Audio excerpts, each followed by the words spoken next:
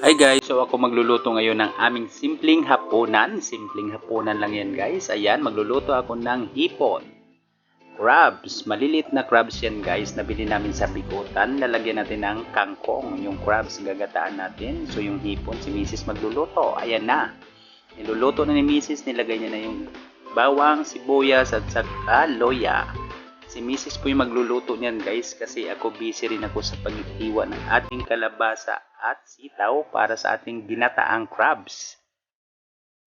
So ayan, lalagay niya na yung hipon. May tumalon na isa guys. Tumalon yung buhay pa yung hipon guys. So ayan, halo-halo, halo-halo. Haluin mabuti para yung lasa mag-absorb dyan sa ating hipon guys. So ayan, nagagalit si Mrs. minsan pag pinapakialaman yung luto niya guys. So ayan mo siya magluto. So ayan na ako. Nilagay ko na yung crab sa ating maliit na kaldero guys. At saka isama ko na yung sitaw at saka kalabasa. Kunti lang yung gulay namin nabili guys. Sinama ko na yan kasi madali lang naman maluto yung crabs. So ayan. Fresh na fresh pa kasi yung crabs guys. So lalagyan natin siya ng konting tubig. Saka asin at saka magic sarap na rin guys. So parang ang sarap, mapaparami yata ako ng kain ngayon. Ayan.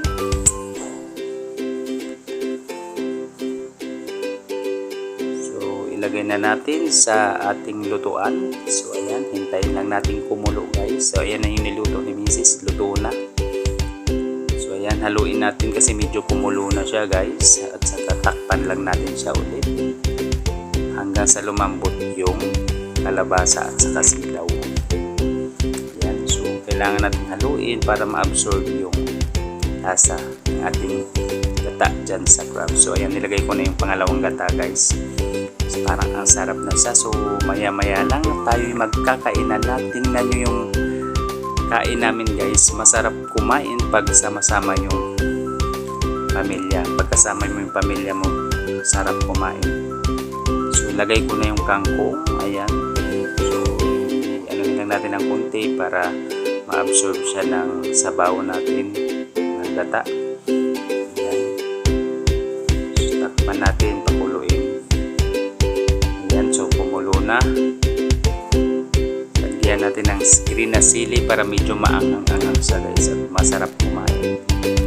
Favorite ko kasi yung kangkong guys pag hinataan kasi nandyan talaga yung lasa pumapasok dyan sa mga butas-butas na maliliit.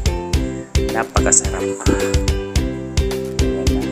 Malapit na maluto at maya-maya magkakain na kami guys.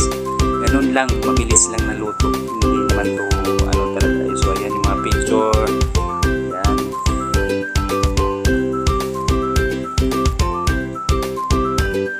Sarap. Ayan o, sarap. Ayan na, nag-aagawa na kami. Ayan, may soft drinks pa kami kasi after nito, mauumay ka kasi hipon at saka crabs. High blood abutin natin ito. Pero hindi naman ako high blood guys. Normal lang yung dugo ko. Ayan, nagkamay na kami lahat. Ang sarap ng kainan namin. Hindi ako makagalaw guys kasi napagitna ako ni ate at saka ni mama niya. So, hindi ko maunat-unat yung balikat ko dyan. Ayan, si Chanchan hindi nakikita. Payat kasi ng bata na to. Kaya bumibili kaming hipon para makakain ng marami siya guys. Kasi marami siyang nakakain pag hipon yung ulam. Favorite niya kasi yung hipon. So, kahit mahal kailangan nating bilhin para mabusog yung anak natin. Yan, ito yung namimiss ko pag bumalik na ako ng barko. Yung sama-sama kami kumain. Kasi pag nasa barko wala, mag-isa ka na lang. Although may kasama ka naman pero iba talaga pag kasama mo yung pamilya mo. So ayan, si ate.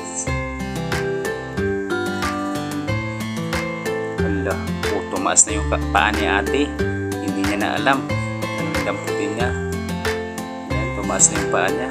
Parang taga-bundok. Pero taga-bundok naman talaga yan guys. Kasi ako taga-bundok. Laking bundok talaga ako guys. Proud to be Manobo. Proud to be Lumad ng Agusan del Sur. So shoutout sa mga nanonood nito. Don't forget to subscribe guys. Don't forget to like, share ang aming video guys. Maraming salamat sa lahat ng nanonood.